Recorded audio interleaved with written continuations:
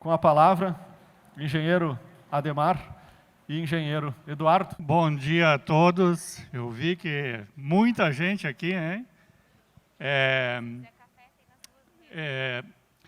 Então, inicialmente, eu queria fazer uma pequena apresentação. Eu acho que eu tenho, apesar de estar em Blumenau há muito tempo, eu tenho uma ligação bastante grande entre o que vocês comentaram aqui, Santa Maria e Pelotas.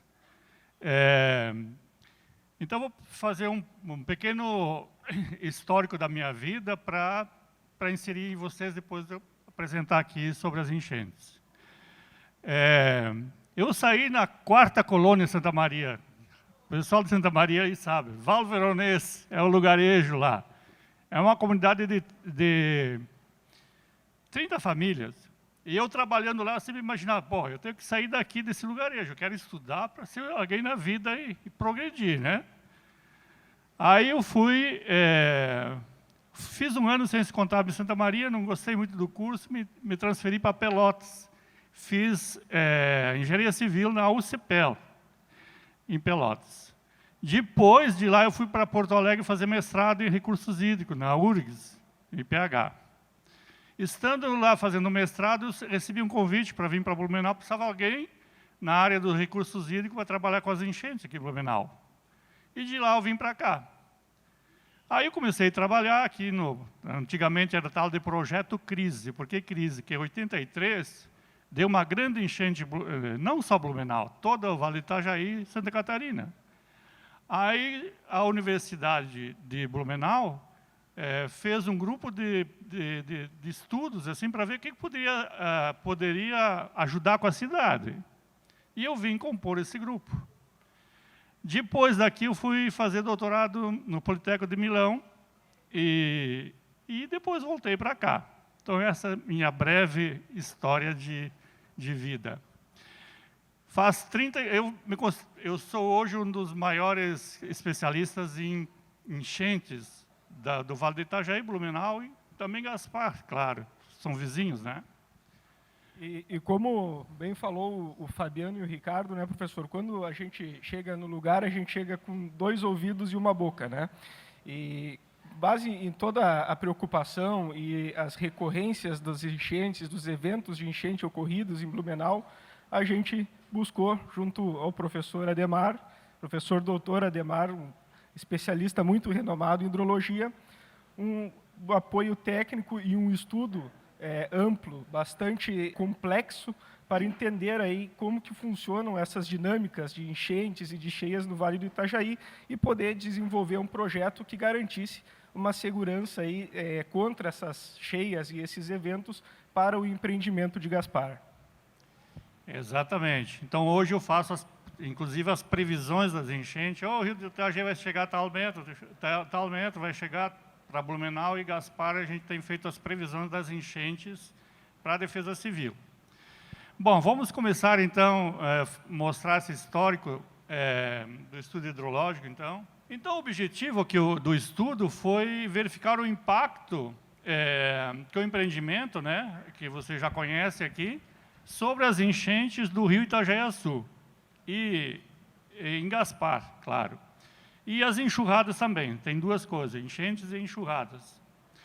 Aqui, para quem não conhece, é a bacia do Itajaí, né? Então, toda a água coletada aqui, nessa área aqui, ela passa por Blumenau e depois passa por Gaspar. Então, toda a enchente que ocorre em Blumenau vai acabar passando por Gaspar, depois passa Ilhota e vai entrar lá em Itajaí.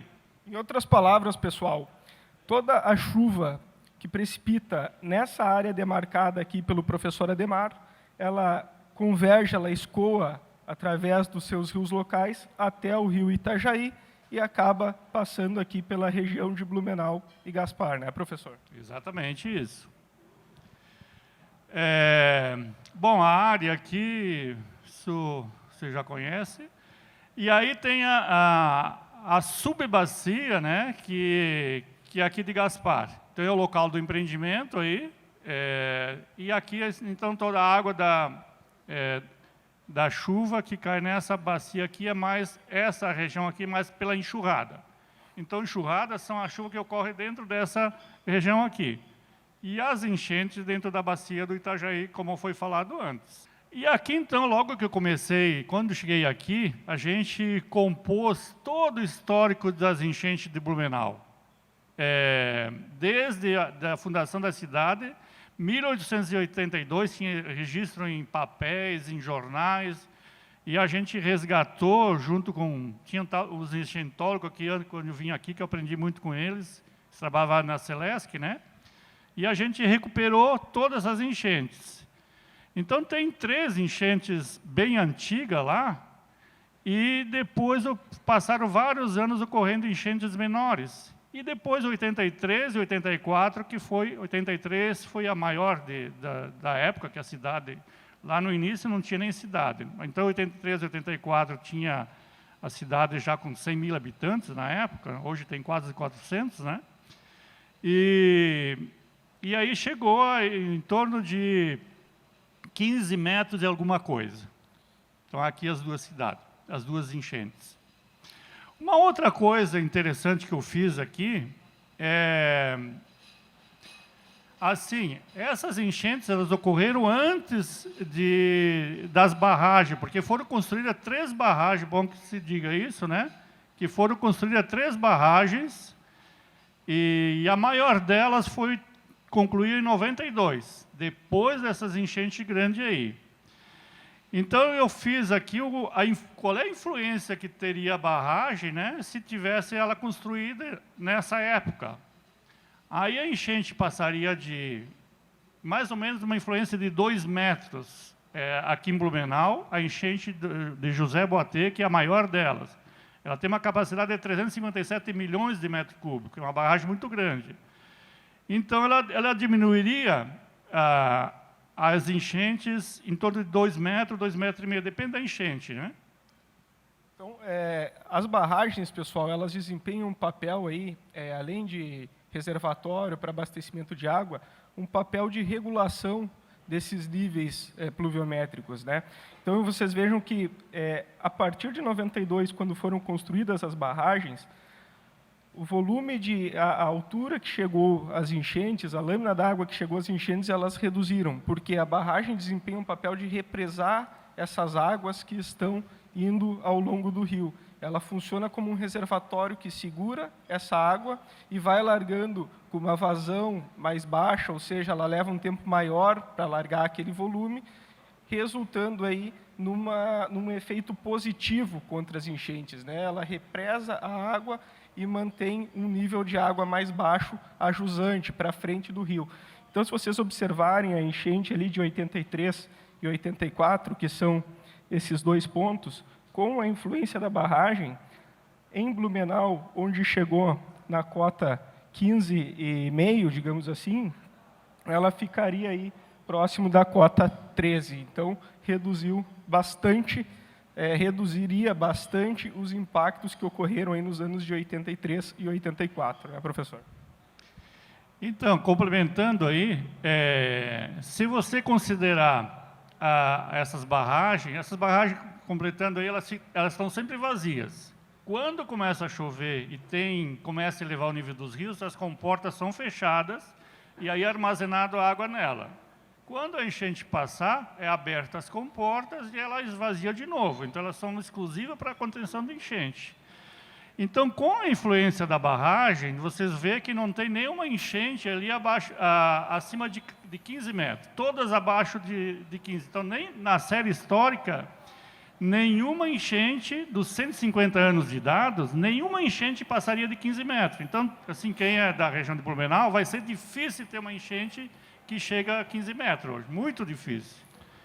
Eu acho que, professor, como aluno aqui, então é correto dizer, é uma informação para o mercado imobiliário, que depois da construção das barragens, imóveis acima da cota 15, considerando como ponto de referência a régua do centro de Blumenau, estariam livres de enchentes, considerando toda a série histórica, que são as informações disponíveis para as pessoas que vão estudar e os registros que existem até hoje. Exatamente. Essa informação para vocês é importante, porque nós fizemos um trabalho, depois eu vou comentar o trabalho de Gaspar, que a gente fez, tem uma relação das réguas aqui, que foi instalada uma régua nova aqui pela Defesa Civil, mas ninguém conhece ainda essa régua aí. Esse trabalho que foi feito para Gaspar, ninguém conhece, então tem que tomar referência, quando o pessoal aqui conhece as enchentes de Blumenau, e tem a referência de lá. Então, nenhuma enchente passaria dos 15 metros. E nós colocamos no projeto, eu coloquei, que os terrenos vão estar livres da enchente de 16,5 metros. Então, eu coloquei 1 metro a mais daquilo que nunca vai... Quer dizer, uma enchente de 15 metros em Blumenau não vai existir mais, praticamente, por causa das barragens. E os terrenos aqui de Gaspar vão estar protegidos na cota 16,50. É isso que eu vou mostrar mais para frente. Essa aqui é de Gaspar, que pouca gente conhece. Então, foi feito um trabalho aqui para Gaspar, das estatísticas também. 16,5 corresponde a 12 metros aqui. Um ponto importante, desculpa interromper, professor, para observarem, e é importante vocês guardarem, é essa cota 12. Tá? Vocês reparem que, ao longo da série histórica, desde 1892, com a incidência, com o efeito das 3 barragens, nenhuma cheia, nenhum evento de enchente chegou próximo da cota 12. Chegou lá em 1911, teríamos ali cota 10, que seriam os piores casos, mas longe da cota 12. Então, guardem esse número cota 12, porque é um número importante que a gente vai ver mais para frente agora no desenvolvimento da apresentação, que é a cota que o nosso empreendimento estará seguro em Gaspar. A cota 12 em Gaspar equivale à cota 16,5 de Blumenau. A cota 12 da régua nova que foi instalada aqui, na Defesa Civil, instalou, né? Ela corresponde a 16,5 de Blumenau. Então, futuramente, talvez vocês divulguem também essa cota aqui, se alguém... Porque tem um trabalho de cota enchente aqui também em Gaspar agora. Ó, aqui, como aluno aqui, professor de novo, eu sou o aluno chato, aquele que senta na frente e fica perguntando. Aqui a gente tem um desafio de narrativa e de argumentação. Dependendo do cliente, ele tem um número ou outro na cabeça. Eu estive... Cadê a prima do Jordano aí, meu amigo de infância? Tu não me perguntou lá na área de cota 15, 12? E eu pensei assim, putz, eu vou ter que esclarecer isso aqui lá no evento, porque um por um não vai dar certo, isso vai ficar uma confusão de cota, porque, como o professor Ademar me ensinou, as pessoas antigamente diziam o seguinte: a água chega no meu terreno, sob o olhar do gasparense, quando bate 15 metros... 13 metros em Blumenau. 13 metros em Blumenau, chega a água no meu terreno. Mas isso não significa que a água em Gaspar esteja na cota 13. Sim. Então, para que nós possamos ter uma unidade de comunicação, imaginem 450 pessoas explicando isso aqui por WhatsApp para cliente que comenta com o cunhado, com o amigo, com a mãe, com a sogra. Isso vai virar uma confusão. Daqui a pouco surge um boato de alguém ou que entendeu mal, ou até mal intencionado, e a gente tem que ficar apagando incêndio. Então, para a gente simplificar a situação, nós preferimos adotar a régua mais conhecida, que é a régua de Blumenau, que todos sabem e observam nos momentos de cheia, e naquela régua ali, qual cota o nosso empreendimento está protegido, e que significa que ele jamais inundará, considerando toda a série histórica disponível, e mesmo nas maiores catástrofes, ainda sobraria 1,5 metro acima de proteção contra cheias. Então a gente sempre vai falar da régua de Blumenau. O que a gente está explicando aqui, da cota 12, da cota 15... 16,5. 16,5 em Blumenau, aqui é 12. Ó, viu? Até eu me atrapalho. Há 8 anos estudando isso. 12 e 16,5 é para que vocês absorvam a informação, entendam, mas na hora de comunicar é simplificando. É 16,5 protegido de enchente considerando a régua de Blumenau. Deu.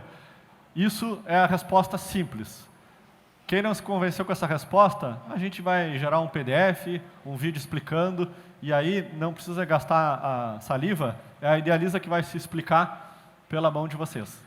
Eu estou explicando um pouco para vocês aqui de Gaspar, mas a população em geral não conhece esse trabalho novo que foi feito aqui. Eles conhecem de Blumenau. Então, por exemplo, essa linha d'água, por isso que lá em Blumenau a última enchente foi 13. Foi exatamente aqui, ó, em Blumenau. Aqui em Gaspar ela está descendo, ela tem uma outra cota aqui. Mas vocês têm que tomar referência àquela de Blumenau, porque essa cota enchente aqui de Gaspar pouca gente conhece. Mas se alguém precisar de alguma explicação, essa aqui é a linha d'água, ele vem decrescendo a linha d'água de Blumenau até Gaspar. Essa aqui é só dentro do município de Gaspar. E aqui a estatística que eu fiz, onde que foi tomado base da 16,5. Então, geralmente, quando se protegem áreas de diques assim, na literatura é considerado 200 anos o período de retorno. Quer dizer, cada 200 anos vai ocorrer uma enchente dessa. Eu considerei aqui 300 anos. Acima, cada 300 anos daria uma enchente de 16,5. Assim, essa enchente praticamente nunca vai acontecer. E não significa que ela vai acontecer uma vez a cada 300 anos, é a probabilidade dela acontecer uma vez a cada 300 anos, né, professor? Então, exatamente, não é cíclico, né? Assim, em 900 anos ela vai ocorrer 3 vezes. Pode ser que ela, exatamente, não quer dizer que ela vai ocorrer... Quem é que vai viver daqui a 900 anos, uma vez exatamente a cada 300 anos. E aqui a correlação com a régua de Gaspar, ó. Então, essa aqui, a régua de Gaspar, que seria 12 metros, é correspondente em Blumenau a 16,5. Então, como eu falei para vocês aqui, como as pessoas não conhecem a régua nova aqui, que a gente fez um trabalho de cota enchente aqui para o município, entregamos ano passado, eu trabalho no CEOPS hoje, lá em Blumenau, né? É o Centro de Controle das Enchentes do Vale do Itajaí. Então, nós fizemos já o levantamento de cota enchente para Blumenau, Timbó, Brusque, e agora a última foi para Gaspar. Esse aqui é a chuva, né, que ocorre, isso aqui não é tão... Bom, um outro trabalho que é debatido muito, Porto Alegre já tem, São Paulo tem, quando você impermeabiliza um lote, como vai ser impermeabilizado pela construção, você tem que reter um certo volume de água dentro dele, para compensar a impermeabilização do solo. Gaspar não tem essa lei ainda, mas a Idealiza vai fazer esse trabalho de armazenamento. Exatamente, pessoal. Quando existe uma área que não está habitada, ela tem uma capacidade de retenção própria dessas águas de chuva. O próprio solo que acaba absorvendo, né, infiltrando parte dessa água, o escoamento superficial que é gerado pela chuva, ele é reduzido em virtude da própria vegetação local que existe na própria área, e quando entra uma urbanização, acaba se aumentando o percentual de impermeabilizações dessa área. Entra o próprio asfalto com os arruamentos, as próprias edificações, as próprias casas, onde o piso, o telhado impermeabilizam aquela parcela do solo, e isso gera um aumento dessa vazão de pico que a gente chama. O que isso significa? A água, ao invés de infiltrar e escoar mais lentamente, ela acaba se concentrando e escoando com uma velocidade maior. Isso aumenta um volume, isso aumenta a vazão de água que chega nas estruturas de lançamento, seja no rio ou no corpo hídrico. E esse gráfico aqui mostra exatamente isso. A linha azul é quando não há uma estrutura para segurar, para reter essa água, e ela está sendo lançada direto no corpo hídrico. E a linha vermelha representa quando existe uma estrutura, como o exemplo que o professor colocou aí, as próprias barragens que foram construídas, que represam essa água, seguram ela e vão largando essa água ao longo do tempo. Seria análogo ao achatar a curva que o pessoal muito falou do Covid, né? A gente acaba reduzindo essas vazões que são lançadas e acaba minimizando os impactos no rio e nas construções que estão mais abaixo dos empreendimentos. Então, os laguinhos que vão estar dentro do loteamento também servem para isso, para achatar, para diminuir as enxurradas, que depois o colega vai apresentar aí, ó, os laguinhos. Bom, aqui é a região aqui no Google, aqui, que está aí, e esse aqui é o trabalho que a gente fez para a Defesa Civil. Então, nós temos aí esses pontinhos azuis, são as cotas enchentes, e a régua, ela vai estar bem aqui na foz, aqui, a régua, que a gente instalou a régua aqui também, o CEOPS lá nesse trabalho. Então, hoje, as pessoas podem entrar no site da Defesa Civil aqui de Gaspar e ver qual é a cota enchente dele. Só que essa cota enchente que ele vê é em relação a essa régua aqui, não a de Blumenau. Então, é um trabalho ainda que está sendo divulgado, que alguns já conhecem, outros não. Isso aqui corresponde à maior enchente, por exemplo, de 12 metros, que seria, nessa régua aqui, seria... Então, essas cotas enchente aqui, como tem em Blumenau, agora tem em Gaspar. E é importante aqui ver que quem comanda a enchente aqui, essas amarela, foi a enchente, aqui, lá tá embaixo, né, de 9 metros, de 10 metros, né, são as áreas alagadas aqui. Então, o empreendimento lá está dentro dessa bacia aí, que seria alagado nessas enchentes. Isso seria a situação atual da área, tá, pessoal? Isso hoje é a situação atual, é uma área, toda a região de Gaspar, ela é sujeita a essas inundações, é característico da região, né, essas enchentes que ocorrem. Então, a nossa área, ela está dentro desse conceito, desse contexto, e baseado nisso que a gente desenvolveu justamente todo esse trabalho hidrológico, esse trabalho bastante fundamentado junto ao professor Ademar e junto a outros profissionais também, para promovermos um projeto que garanta uma segurança contra esses eventos climáticos. Bom, isso aqui o que eu falei que a régua está lá naquele 9 lá. Essa enchente que deu 13 metros em Blumenau, deu 9 aqui, foi em 2011. Então, existe uma diferença desses estudos, se você considerar Blumenau ou em Gaspar. E o interessante é que o rio é que comanda a enchente. O mesmo nível que é medido lá no rio, ele alaga toda a região aqui daquela bacia aí. Bom, aqui, então, a área mais alagada seria essa enchente de 2011, é o azul escuro, e 1983 seria aquele azulzinho mais claro, que abrangia uma área maior, né, que deu a enchente de 15 metros e pouco. Aí, só para comentar, quando tem enchente, não existe mais o rio. Vocês não enxergam o rio aí, ó. É só uma bacia alagada. Então, qualquer aterramento que tu fizer, um dique que você fizer, ele não vai ter influência nas enchentes. Quando eu tracei essas linhas aqui, que eu entendi isso. Por quê? É o rio Itajaí-Açu que comanda a enchente. O mesmo nível que chega em Itajaí-Açu, ele alaga aqui, ó. Então, qualquer aterramento que tu faz aqui, ou o dique que vai ser construído, ele não vai ter influência sobre as enchentes. O rio vai ter o mesmo nível lá. Ele não é capaz de mudar o nível do rio com o dique ou com o aterramento. Você queria complementar? Professor, tem uma pergunta. Quando nós fizemos o trabalho de aprovação do projeto, e de forma muito zelosa, os servidores públicos comentavam, olha, quem aterra um terreno prejudica o vizinho. Isso é uma coisa que vocês já devem ter ouvido falar, porque a água que iria naquele terreno acaba indo para o vizinho. Então, estaria correto dizer que isso é uma armadilha mental e que, sob o ponto de vista hidrológico, não se confirma essa preocupação, porque o que regula o rio, a cota é o rio, é isso? Exatamente. Então, 99% das pessoas entende isso, que você aterra um local, você vai atrapalhar o vizinho.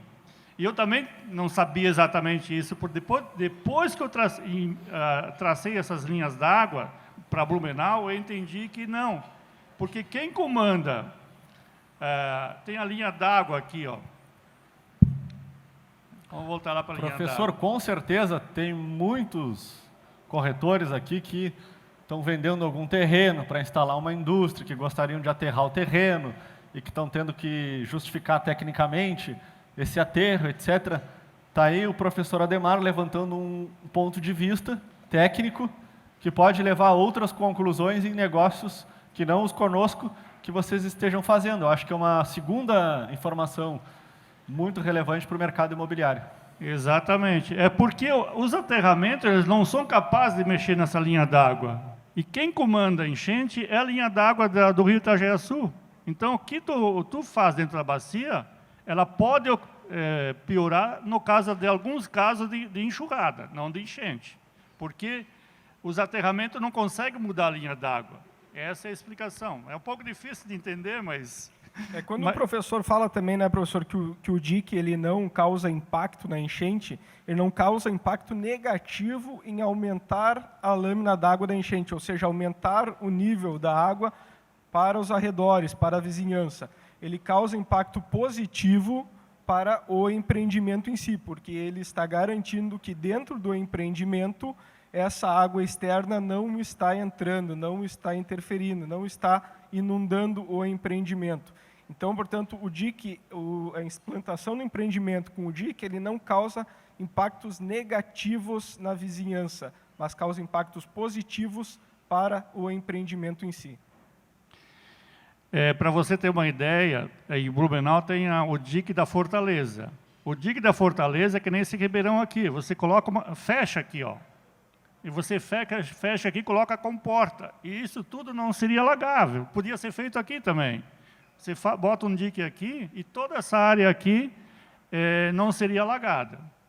Mas o problema é quando a água vem do ribeirão, tu tem que botar bombas para tirar a água. E isso aqui precisaria bombas monstruosas para tirar toda essa água. Então, aqui não dá para fazer isso pelo volume d'água que está chegando. Então, qualquer dique, qualquer aterramento que faz aí não vai mexer na linha d'água, consequentemente não vai influenciar nas enchentes. Toda a água interna, né, ela está protegida das inundações. Depois tu vai apresentar o dique, né? Aqui estão os impactos positivos do dique, né, pessoal? O professor Ademar separou. Então, em toda a nossa área interna, ela está protegida contra essas inundações externas.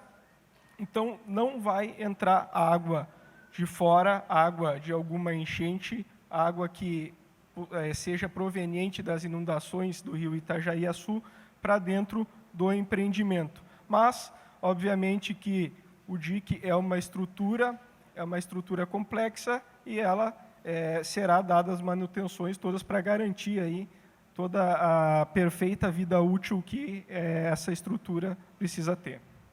Então, o positivo, claro, o positivo é que a água da enchente não vai entrar no terreno, porque ela está toda protegida, né? E depois tem que colocar o funcionamento do dique, claro, depois tu vai explicar o funcionamento, né? Então, claro, o efeito positivo é esse. O efeito positivo é que todo aquele terreno lá não vai ter enchente, você está protegido, no caso da cota 16,5 de Blumenau. Então, está protegido com essa cota aí que se espera que nunca vai acontecer. A parte de impermeabilização do solo, que eu falei, eu coloquei aquele gráfico do reservatório que vai ser feito, né? Também você tem que deixar o rio, né? A calha do rio não pode ser ocupada. 30 metros cada lado, nos ribeirões, vai ser deixado, porque isso já é de norma, né? De lei. E esses 30 metros... que não pode ser aterrado, senão sim ele vai interferir nas enxurradas. E aí eu fiz o cálculo do reservatório, aqueles laguinhos que tem dentro, assim, é chamado um reservatório de detenção, onde digo que Porto Alegre já tem uma lei para isso, São Paulo tem, Curitiba tem, Blumenau estão começando agora. Se você impermeabilizar um solo, você tem que deixar um reservatório de detenção. Aqui em Gaspar não tem, mas a empresa fez isso. E o volume que foi calculado, 21, foi menor que esse, mas vai ser deixado 21.582,12 metros cúbicos de água nesses reservatórios que vão ser construídos. Isso. Na implantação do empreendimento, pessoal, a gente terá lagos, né? Que além de um aspecto paisagístico, como vocês viram nas visitas lá a Pelotas, no próprio Lagos de São Gonçalo e no Parque Una, eles possuem uma função de macrodrenagem. Então, esses lagos, eles funcionam como bacias de detenção ou bacias de amortecimento que possuem a mesma função das barragens que o professor Adhemar explicou. Toda a drenagem, a microdrenagem ou as chuvas que caírem dentro do empreendimento serão destinadas aos lagos. Os lagos promoverão um amortecimento dessas chuvas, um represamento dessas águas e destinarão elas numa vazão mais baixa. Então, nós vamos ter aí em torno de 22 mil metros quadrados de lago dentro do empreendimento que irão amortecer ou irão represar um volume de 21 mil metros cúbicos. Isso são 21 milhões de litros de água que serão represados dentro do empreendimento para garantir e minimizar efeitos de enxurradas nas áreas ajusantes, ou seja, nas áreas vizinhas ao nosso empreendimento. E com isso não vai ter impactos nas enxurradas. Então, nas enxurradas, por causa desses laguinhos que vão ser construídos, né, ele segura essa água dentro e vai ser largado depois que passar a chuva. Geralmente é considerado uma tormenta de 1 hora, nesses estudos em todas as cidades que eu citei.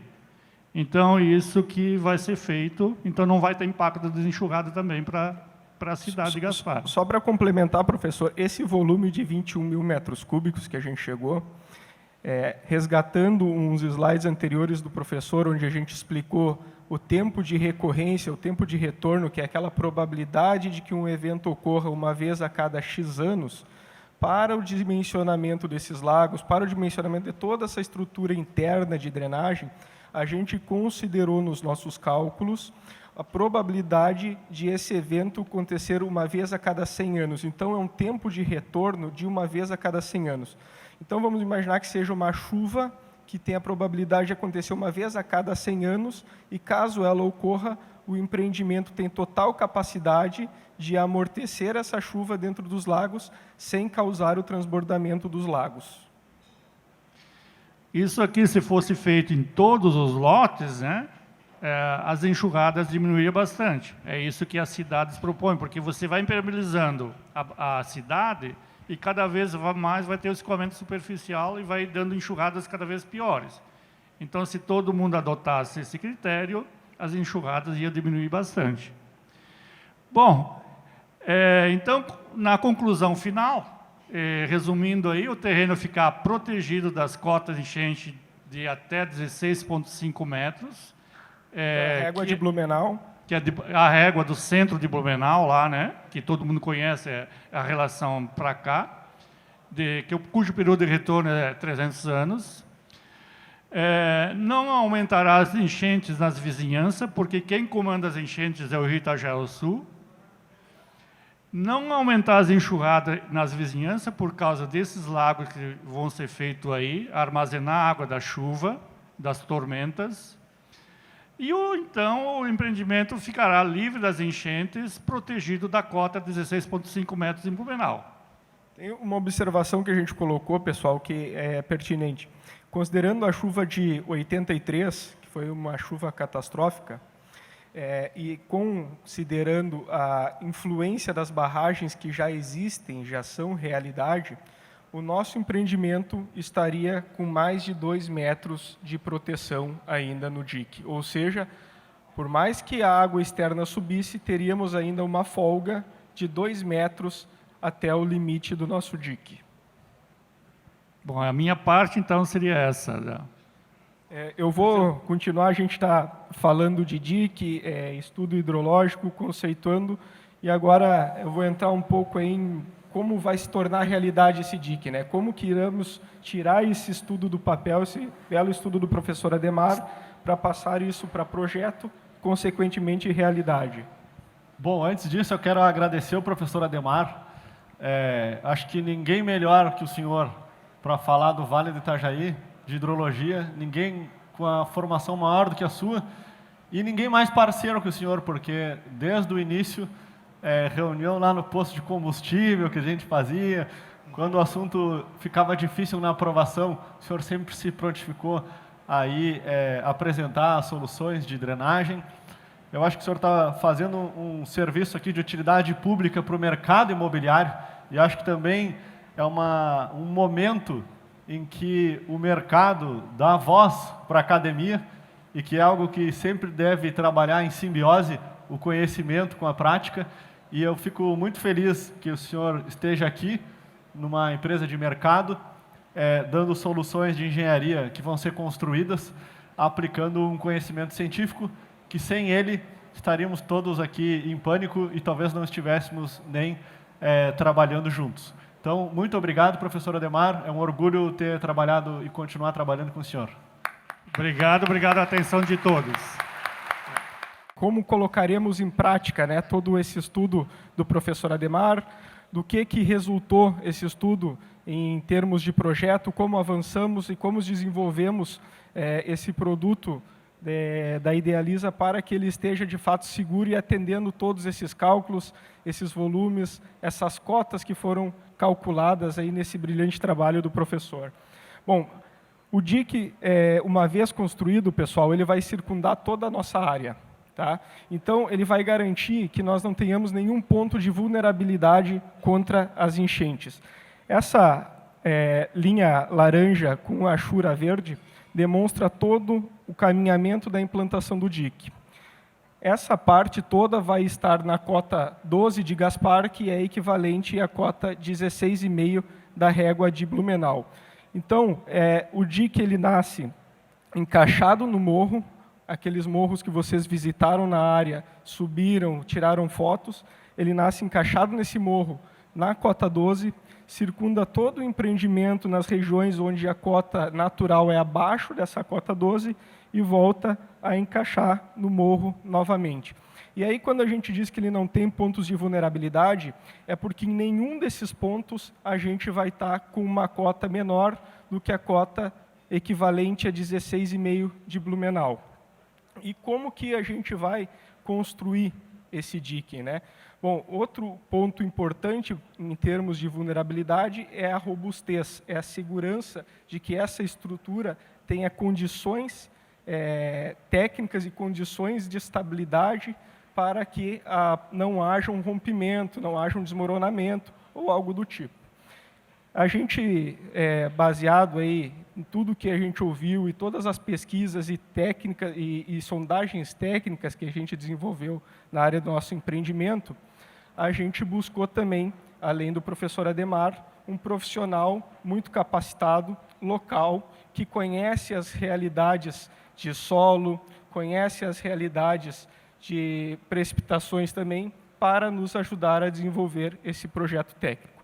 Então, o projeto do nosso DIC, a implantação dele se dará em 2 etapas. A primeira etapa se chama aterro de sobrecarga, e ela é uma etapa muito importante do ponto de vista técnico, porque ela é o que vai garantir que o nosso DIC tenha uma estabilidade futura.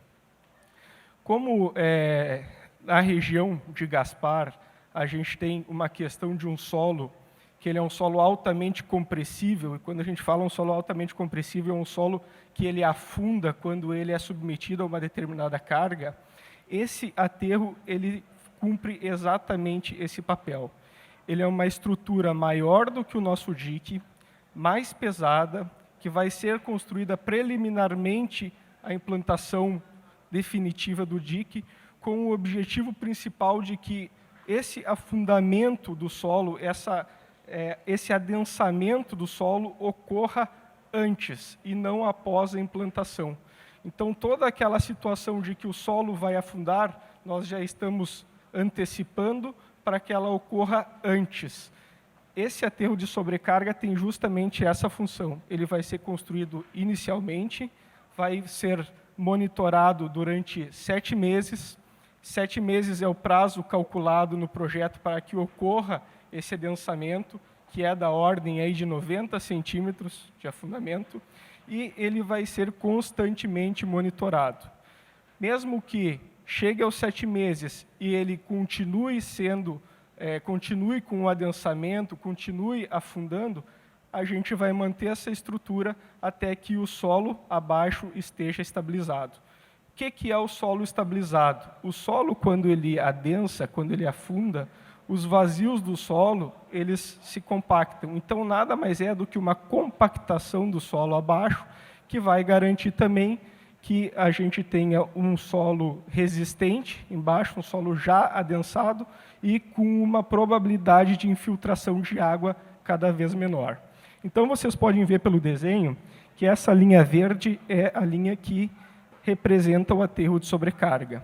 Essa outra linha pontilhada é a projeção do futuro dique.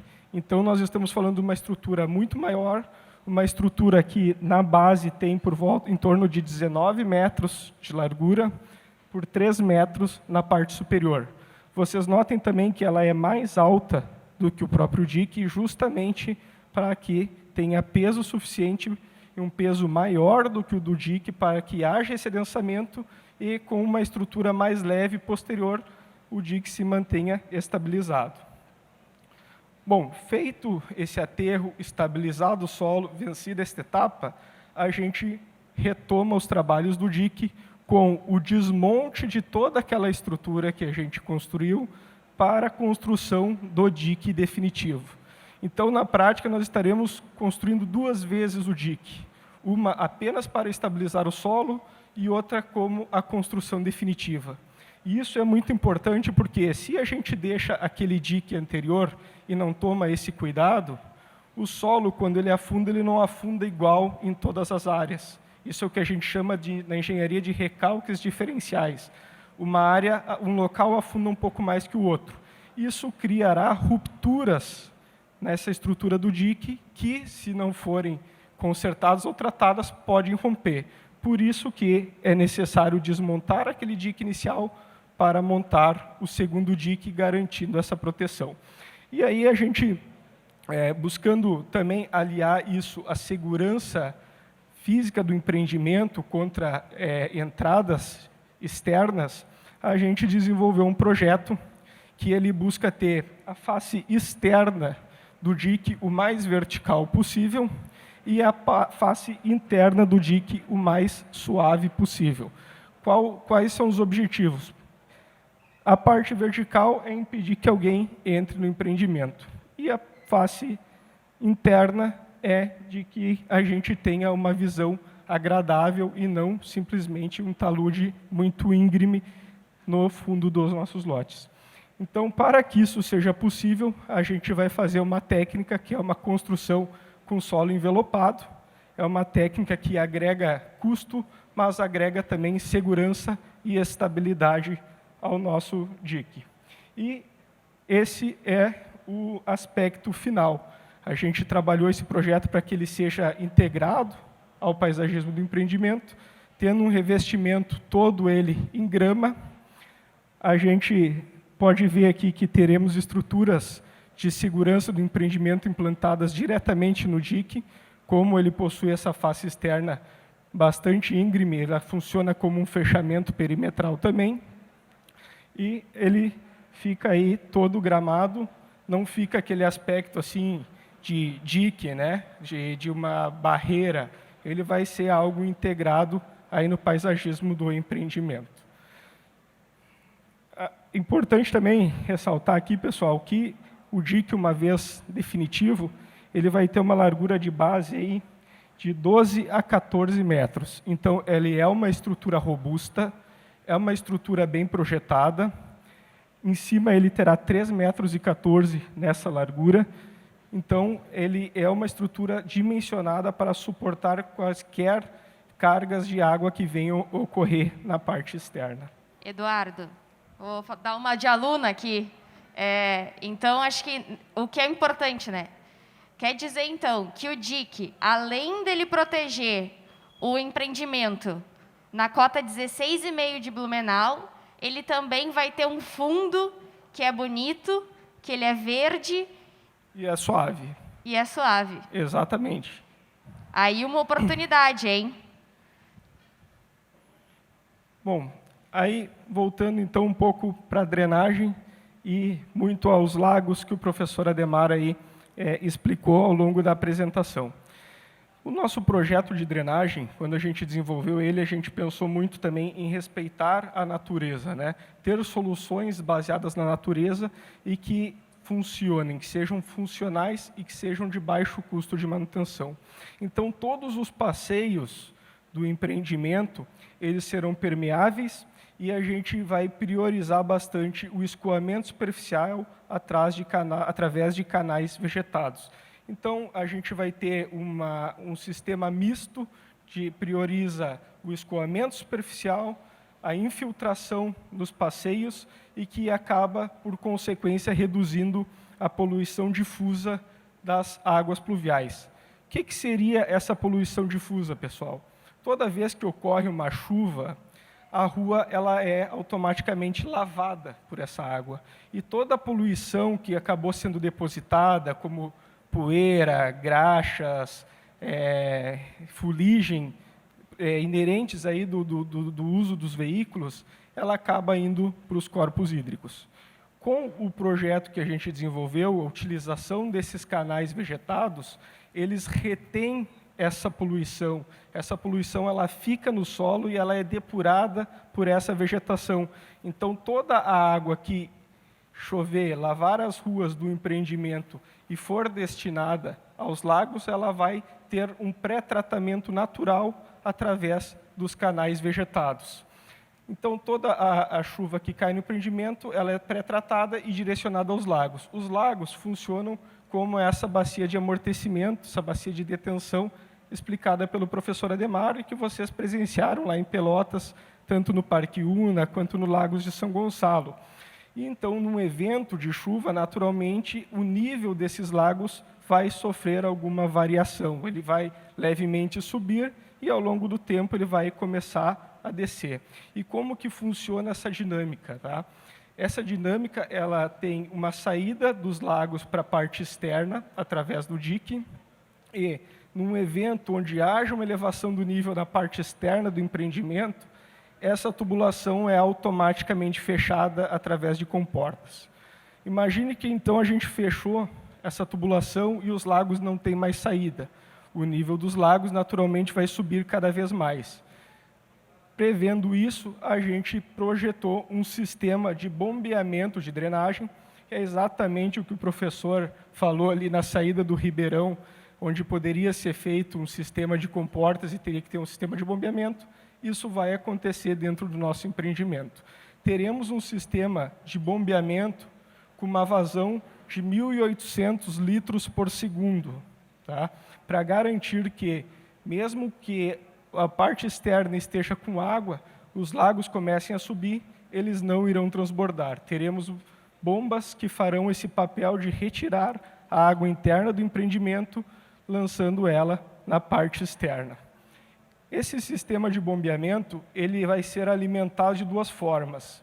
Uma é pela rede de energia pública e, havendo uma falha dessa alimentação, a gente vai ter um gerador exclusivo para essa estrutura de drenagem. Então, caso ocorra um evento de tempestade, de inundações e acaba ocorrendo uma queda de energia, o empreendimento não vai inundar, porque nós temos um sistema de gerador projetado que vai entrar automaticamente em operação e vai dar conta do recado de tirar essa água para fora do empreendimento. Entrando um pouco agora na parte de pavimentação e terraplanagem. Toda essa questão do solo e desses recalques diferenciais que eu expliquei há pouco, eles naturalmente ocorrem também no sistema viário. E isso é reflexo, a gente pode vivenciar quando encontra nas ruas aquelas ondulações, onde a gente vai balançando no veículo. Para que isso seja evitado e minimizado, no nosso projeto a gente previu um reforço desse solo com a utilização de uma geomembrana. Então, entraremos com uma geomembrana reforçando o solo existente antes de entrarmos com os aterros do sistema viário sobre o solo local.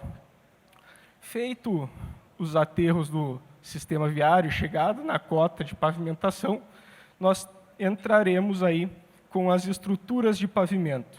O que são as estruturas de pavimento? Elas são compostas aí pela base do pavimento, que são os materiais pétreos, rachão, base de brita graduada, são materiais estabilizados e específicos para esse uso, e, posteriormente, com revestimento asfáltico. Para o empreendimento, a gente propôs tráfegos pesados. Então, nas vias locais, que são as vias internas do empreendimento, nós teremos uma estrutura total de pavimento com 60 centímetros de espessura. E, para as avenidas externas de entrada, uma estrutura com 70 centímetros de espessura, das quais 5 centímetros são de asfalto. Muitos empreendimentos adotam espessuras de asfalto menores, 4, 3,5, e às vezes o pessoal se pergunta, mas 1 centímetro não faz muita diferença. Bom, 1 centímetro de 4 para 5 é acrescentar 25% de espessura num pavimento. Isso agrega um custo alto, mas também uma segurança muito maior quanto à vida útil do pavimento e a próprio conforto na rodagem, né?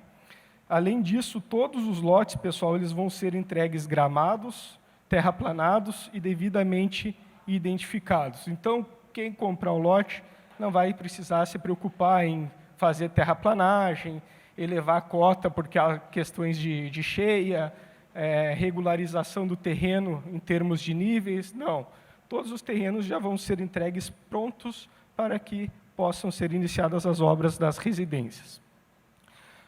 Aprofundando um pouco mais na questão do solo, o pessoal se preocupa muito também em como resolver a questão das próprias residências, né? Se a gente teve esse problema no DIC, problema não, se a gente teve essa situação no DIC e no sistema viário, como ficam as casas?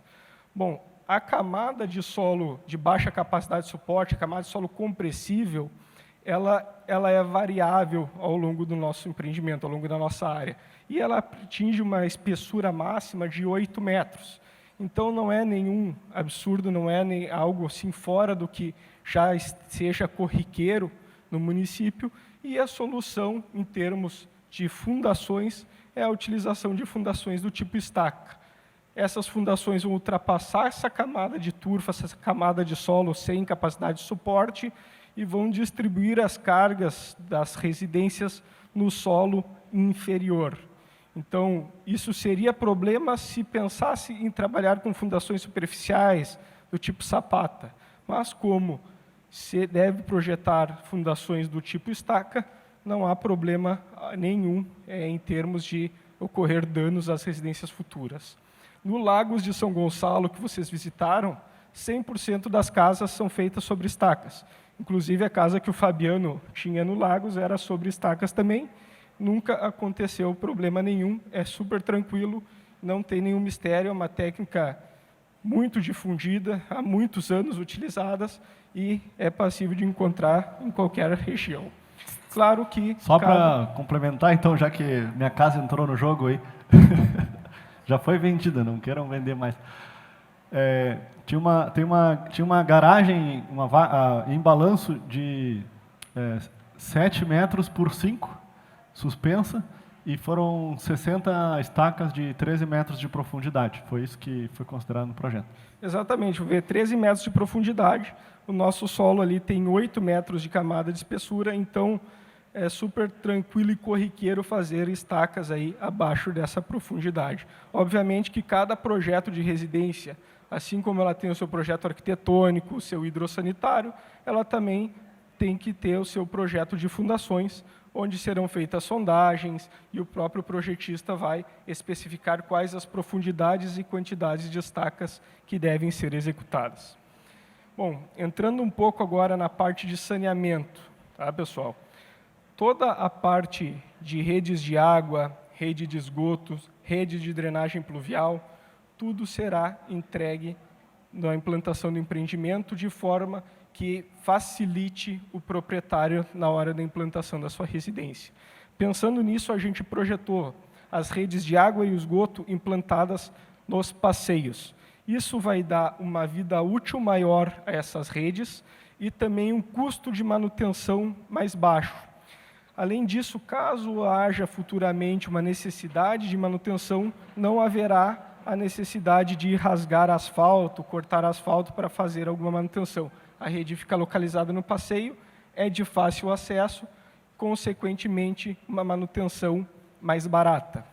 E todos os lotes, pessoal, eles serão entregues com as devidas esperas de água, esgoto e drenagem pluvial.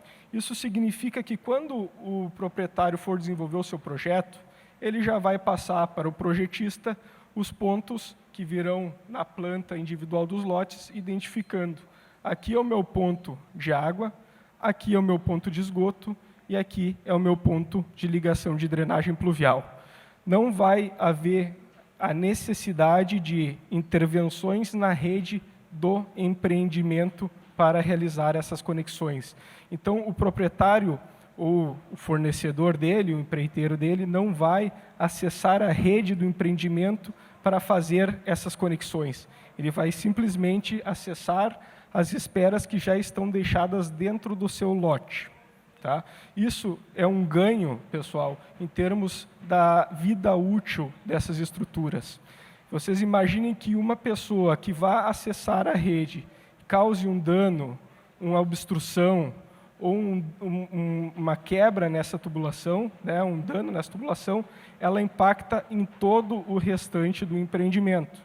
Como isso fica impossibilitado, a gente elimina na raiz esse risco de possíveis danos à rede, que é comum a todos. Além disso, o empreendimento vai ter uma estação de tratamento de esgoto sanitário exclusiva para o empreendimento. Então, todo o efluente doméstico, todo o esgoto sanitário que será gerado dentro do empreendimento, ele vai passar pelo tratamento completo para somente depois disso ser lançados nos corpos hídricos. Então, não haverá o risco de uma poluição ou o lançamento de esgoto in natura no ribeirão que passa aos fundos do empreendimento. Isso tudo, pessoal, é um investimento da ordem de 3 milhões de reais somente em saneamento. Iluminação pública. Todo empreendimento, as áreas comuns, serão dotadas de lâmpadas de LED de 100 watts, são lâmpadas de baixo consumo, alta eficiência, alta vida útil, e isso vai refletir uma economia e um ganho para todos. Além disso, essas lâmpadas, elas possuem um conforto luminotécnico muito maior para quem é proprietário. Não são lâmpadas que vão te deixar um ambiente desagradável, um ambiente frio, são lâmpadas projetadas especificamente para iluminação pública. E a segurança do empreendimento vai contar aí com controle de acesso bastante restrito, bastante amplo, bastante efetivo, onde todas as pessoas sejam convidados, sejam prestadores de serviços, serão devidamente identificados antes de acessar o empreendimento, um cercamento eletrônico ao longo de todo o perímetro do empreendimento, parte dele sobre dique, parte dele sobre muro, mas de forma integrada, que possibilite, setorizada, que possibilita também a identificação de possíveis locais que haja alguma interferência, e vai ter um vídeo monitoramento contínuo do empreendimento, também com câmeras Speeddome ao longo do perímetro do empreendimento. Então, essas câmeras Speeddome, elas têm a função de fazer buscas e fazer perseguições. Além dessas câmeras, teremos muitas outras espalhadas pelo empreendimento, mas essas em específico fazem um cercamento de vídeo monitoramento ao longo de todo o perímetro do empreendimento. Bom, pessoal, a gente fica por aqui. É um assunto que foi bastante, um pouco maçante, um pouco cansativo, com muita informação técnica, mas que tenho certeza que vai ajudar muito vocês a criar argumentos de vendas, ter uma segurança maior ao apresentar o produto para os seus clientes e, com certeza, a gente buscou aí no desenvolvimento desses projetos ter a maior segurança possível para desenvolver um produto de qualidade e proporcionando aí uma boa qualidade de vida aos compradores. Bom. Muito obrigado a todos.